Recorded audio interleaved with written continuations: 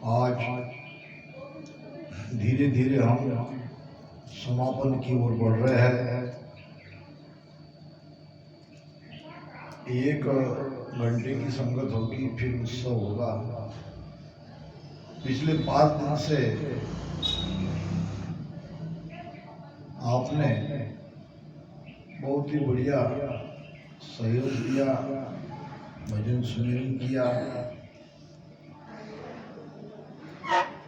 इसके लिए तो अब मैं क्या कहूँ, मेरे पास तो शब्द नहीं है। फिर भी बहुत बहुत साधुवाद महाराज फरमाते हैं, जो निज मन माने सत भाई, तो कसर कोर राखो मति राई। तन मन धन अर्पण सब कीजे, निराधार गुरु शरणों लीजे।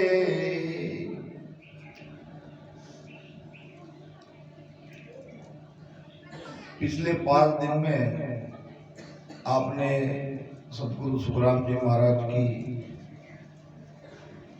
इस अद्भुत ज्ञान की,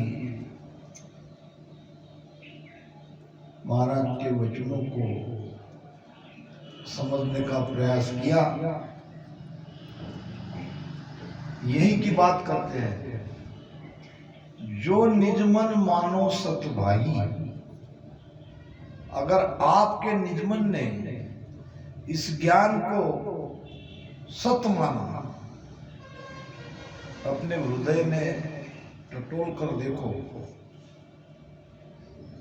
मेरे जाने के बाद अगर आपको सचमुच ये ज्ञान सत लगा, तो कसर को राखो मत राई। वैसे तो ये बात राजा को कह रहे हैं, राजा विठल राव को गुरु महाराज, मगर मैं आपसे कह रहा हूं कि अगर ये सद्ज्ञान आपके हृदय में बैठ गया, आपका निजमन इसे मान रहा है, तो भजन में कसर मत रखो। कसर कहां नहीं रखनी है? भजन में, भाव में, प्रेम में। भाव, प्रेम और सुमिरन, ये 3 बातें, इसमें बिल्कुल कसर मत रखो। तन मन धन अर्पण सब कीजिए। गुरु महाराज के लिए सब कुछ अर्पण कर दो। और अर्पण करने का आशय यह है कि शरीर से भजन करो, इसमें जो मन है इसको भजन में लगाओ, और जो श्वासारूपी धन हमें परमात्मा ने दिया है, वो हर श्वास में सुमिरन करने की इच्छा रखो। इसे कहते हैं तन मन धन अर्पण करना। तन मन अर्पण गोराजी न दीजे, आठों पोर अज्ञामाई रीजे, पतिव्रत खंड कबो नहीं कीजे। हरे मन गुरु मुकई मरत जर रे, हरे मन गुरु मुकई मरत जर रे, पुटलिया मन रे। तू तो हरि बद पार उतर रे, तारो अवसर कारज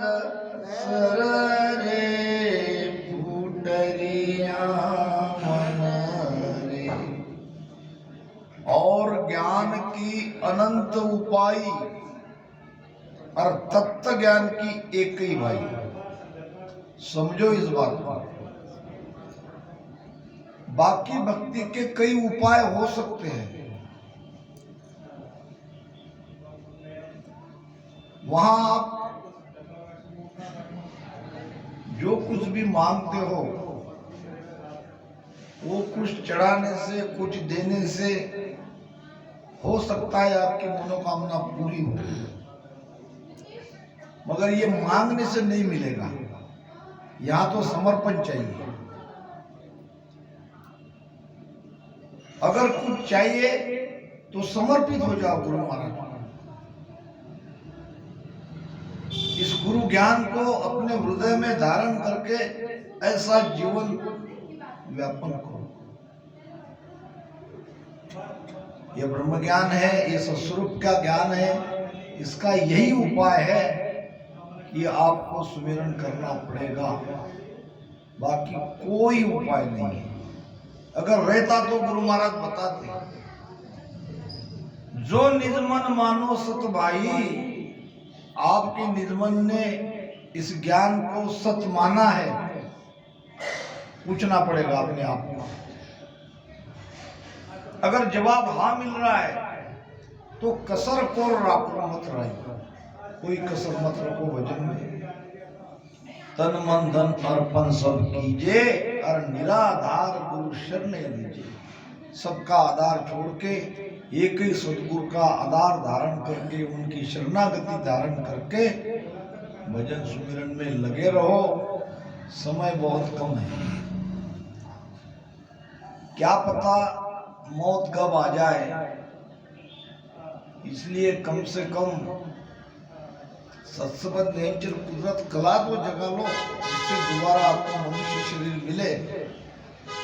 तन मन अरब गुराज ना दीजिए, 8 पहर आज्ञामयी दीजिए।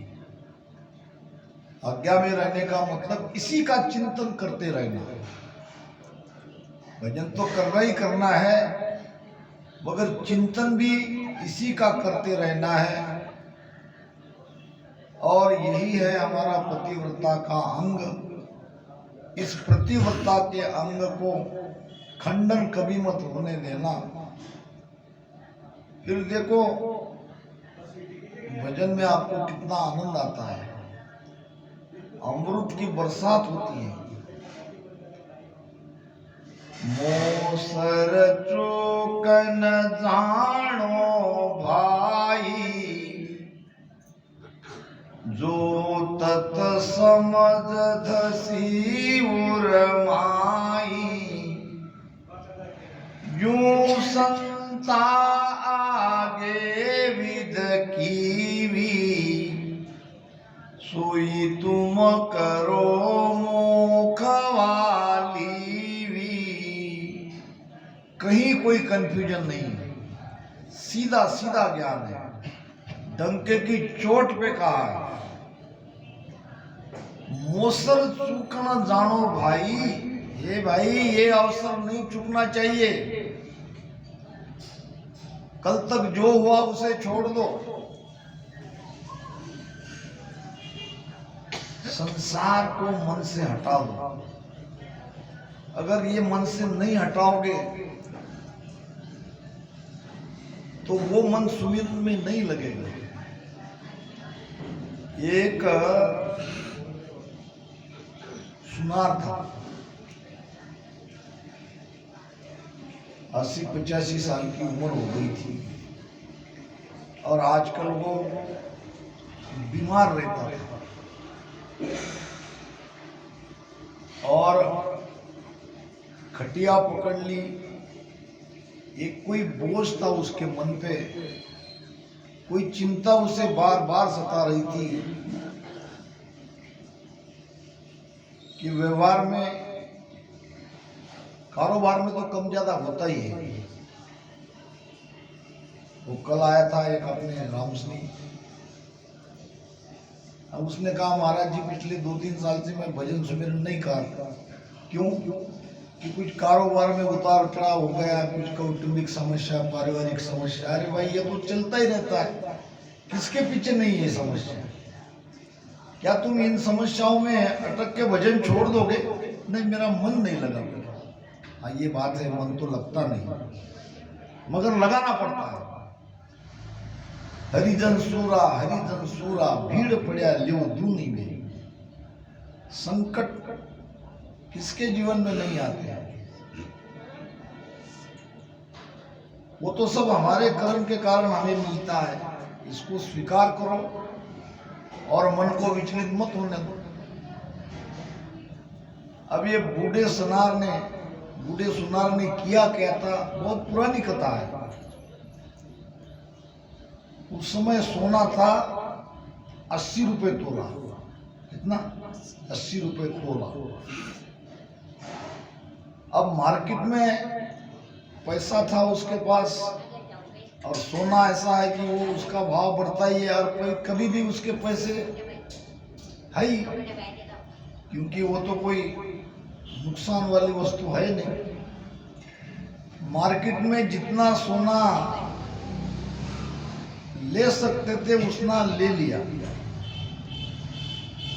अब दुर्भाग्य से सोने में उतार चढ़ाव काफी हो गया, भाव डाउन हो गए,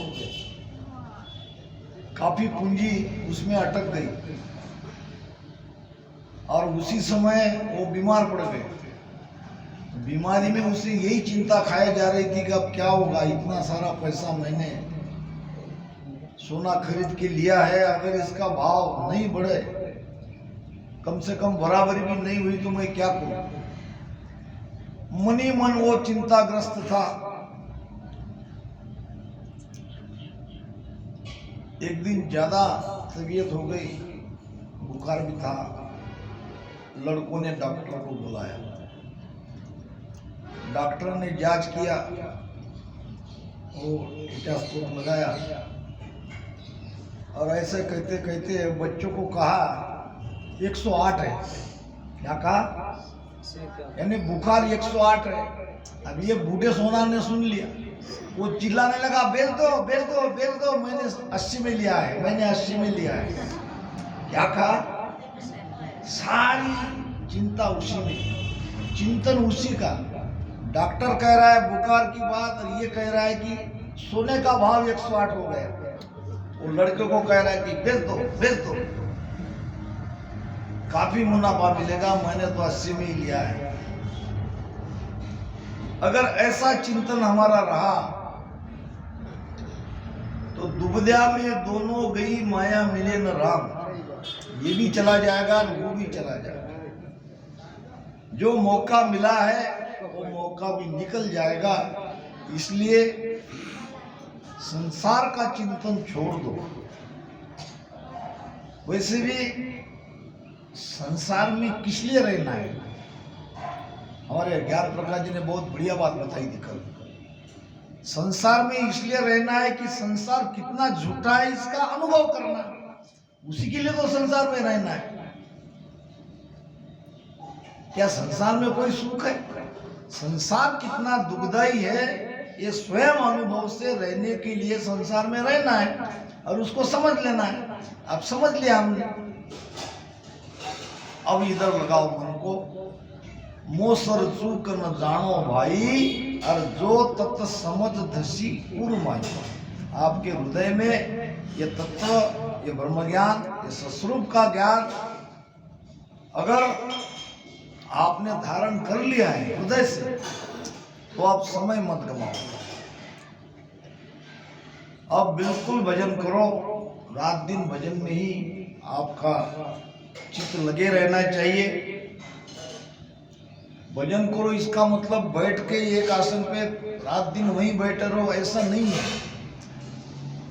ये चित्त को उसी में लगा के रखो, समय पर आके उठो, और तुम्हारा जो दैनिक कार्य है वो भी करो, भोजन प्रसाद करो, और ये सब निवृत्त होने के बाद और बैठ जाओ। अब थोड़ा शरीर इधर उधर स्वास्थ्य की तरफ देख के थोड़ा घूम फिर आओ, और समय मिला भजन को बैठ जाओ।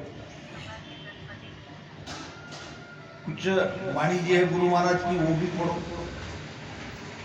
कुछ सुनो संतों के प्रवचन, और इधर उधर करके और भजन में बैठ जाओ। ऐसा करोगे तो मन बराबर उसमें लगा रहेगा। यानी 2 घंटा 1 घंटा सुमिरन किया, थोड़ा इधर उधर का आवश्यक काम कर लिया, दोबारा जब आप भजन में बैठोगे तो आपको मन को भजन में लगाने के लिए ज्यादा कोशिश नहीं करनी पड़ेगी। नहीं तो ऐसे ही टाइम टू टाइम भजन करोगे, सुबह 3 बजे उठ गए 6 बजे तक किया, दूसरे दिन 3 बजे उठे 6 बजे तक किया, 1 घंटा हर समय का आपका मन को भजन में लगाने के लिए लग जाएगा। और ये ऐसी अगर दिनचर्या आपकी है तो वो बराबर मन उसमें लगा रहेगा, ज्यादा टाइम नहीं लेगा भजन में लगाने के लिए। इसलिए जो संता आगे विद कीवी, हमारे संतों ने जैसा जीवन जिया, जैसा भजन किया, क्या उनको परिवार नहीं था? वो गृहस्थी नहीं थे? सब थे। सब जिम्मेदारी पार करते हुए भी उन्होंने भजन सुमिरन किया। और सोई तुम करो मोख वाली, वही तुम करो। राज जोग की है ही उपाई, तन मन धन गुरु चरणा माई।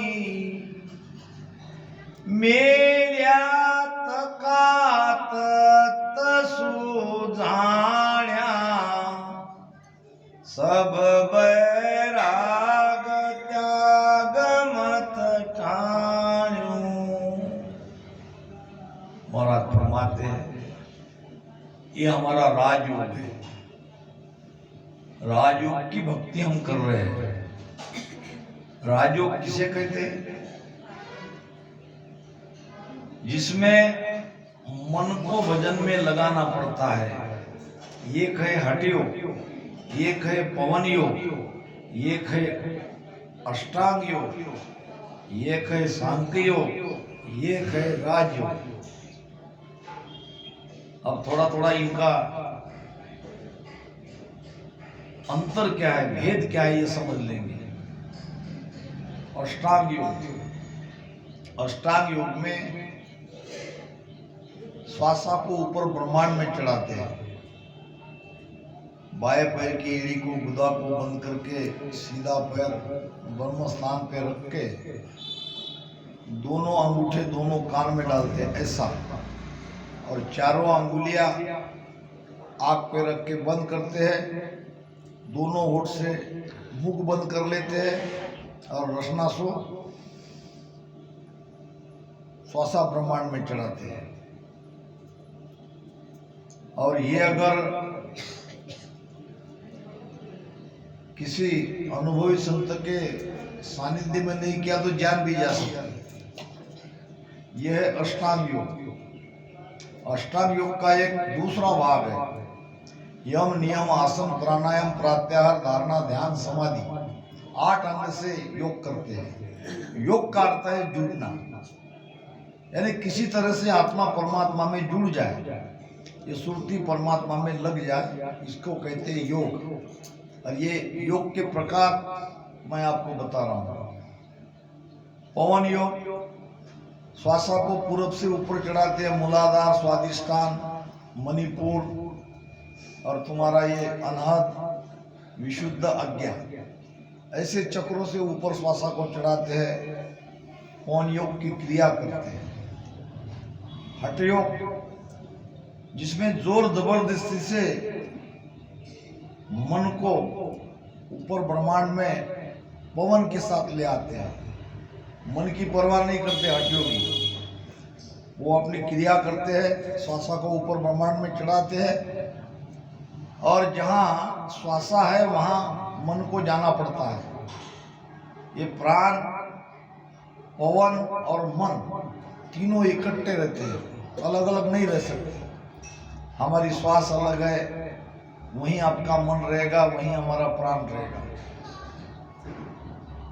और फिर सांख्य योग में तो कुछ करना नहीं है, वहां तो केवल मानना है अहम ब्रह्म ब्रह्मास्मि।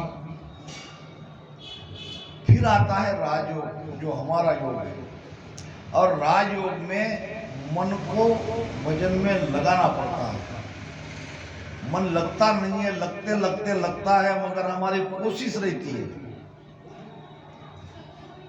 इसीलिए कंठ, हृदय, मध्य, नाभि, ऐसे जो हम एक एक कमल को खोलते खोलते जाते हैं, इसमें हर एक में मन को लगाना पड़ता है। और जब त्रिकुटी पहुंचते हैं तब थोड़ा मन लग जाता है, अब उसे लगाने की जरूरत नहीं रहती है। फिर धीरे धीरे सांस उसास से हमारा पवन भी पलटता है, उसके साथ हमारा प्राण भी पलटता है, तो मन को भी इन्हीं के साथ रहना पड़ता है। तो ये राजयोग की भक्ति है, और राजयोग की भक्ति का यही उपाय है कि जिसमें आपका मन लगा है उसमें से निकाल के भक्ति में लगाना। नानक साहब को कहीं जा रहे थे रास्ते से, और शिष्यों ने पूछा कि गुरुदेव थोड़ा ब्रह्म भेद के बारे में बताओ, ब्रह्म प्राप्ति कैसे होती है। नानक साहब ने कहा, खेत के पास रास्ते में एक पेड़ के नीचे रुक गए। पेड़ में धान की बुआई हो रही थी, और वो धान की बुआई ऐसी होती है कि दूसरी जगह से उसको उखाड़ के लाना पड़ता है और उसमें लगाना पड़ता है। तो नानक साहब ने कहा, देखो ये हमारे किसान भाई क्या कर रहे हैं। तो शिष्य ने कहा, धान की बुआई कर रहे हैं। उस धान की बुआई को गहराई से देखो, तो वहां से उखाड़ के ला रहे हैं और यहां आके लगा रहे हैं। बस यही है ब्रह्म भेद। जहां मन लगा हुआ है वहां से निकालो और यहां लगाओ। वहां लगा है वहीं से उसको निकालना, क्योंकि मन दो नहीं है। कबीरा मन तो एक है, भावे जहां लगाओ। मन क्या एक ही तो है, दो रहते तो बात अलग थी, तू भाई तू संसार में लग जा, तू भक्ति में लग जा। मगर ऐसा कबीरा मन तो एक है, भावे जहां लगाओ। भावे गुरु की भक्ति कर, भावे विषया माय लगाओ। चाहे तो आप संसार का विषय सुन लो, छोड़ दो ये रास्ता, नहीं तो अब उसे पलटाओ। उलटने का, पलटने का एक और यह अर्थ है कि मन जहां लगा है उसको वहां से पलटाओ। हमारा उलट का मार्ग है। राजयोग की यही उपाई, और तन मन धन गुरु चरणामाई। गुरु के चरण में, यानी ये सदगुरु के ज्ञान के चरण में। कोई ऐसा सदगुरु को नहीं दे देना है, गुरु महाराज को दे देना है। ये ज्ञान को समर्पित हो जाना है, इस भेद से भजन करना है, इसमें मन को तन को लगाना है, इसके लिए धन खर्चा करना है। यह है तन मन धन। मेल्या तका तत्सु जानो, जानियो। किसने जाना इस ब्रह्म को? जिन्होंने तन मन धन दिया, मेल्या नाम दिया, दे दिया। जिसने दिया ये प्रमाण है। जिसने संसार से वैराग लेके भक्ति में अपने मन को लगाया, अपने चित्त को लगाया, उन्होंने इस ब्रह्म तत्व को भीतर में जाना। उसके जीवन में परम शांति की अनुभूति उन्हें हुई, वो आनंद उनके जीवन में आया। गुरु महाराज कह रहे हैं, सब वैराग त्याग मन ठाण्यो। मन से त्याग करते ही, मन में वैराग आते ही ये चीज प्राप्ति होती है। एक बात और है, आप थोड़ा थोड़ा भी मन का त्याग करोगे, आगे चल के ये वैराग आपके अंदर आ जाएगा। अभी तो 50-50 का मामला हुआ तो भी चलेगा। 50% मन उधर है, 50% भक्ति में। धीरे धीरे धीरे धीरे जैसे जैसे भजन आगे बढ़ेगा, वैसे वैसे ये मन में वैराग आता जाएगा। फिर छोड़ना नहीं पड़ेगा, सारी चीजें अपने आप छूट जाएगी। संसार फीका लगने लगेगा, संसार के सारे सुख फीका लगने लगेंगे, सारे रिश्ते नाते से मन उब जाएगा। और तब कहना कि आपने भजन किया है, आपका भजन हुआ है, आपने भजन से कुछ न कुछ पाया है।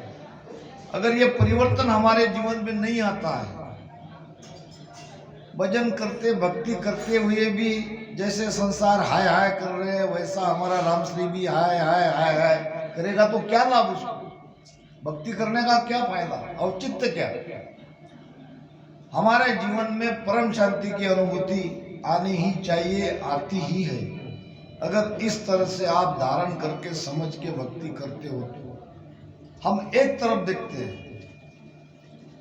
भजन करते करते हमेशा कहीं भी जाओ कि हम केवल साधना की बात करते हैं कि शब्द कहाँ है, शब्द ऊपर गया कि नहीं, शब्द आया कि नहीं, ऊपर चढ़ा कि नहीं।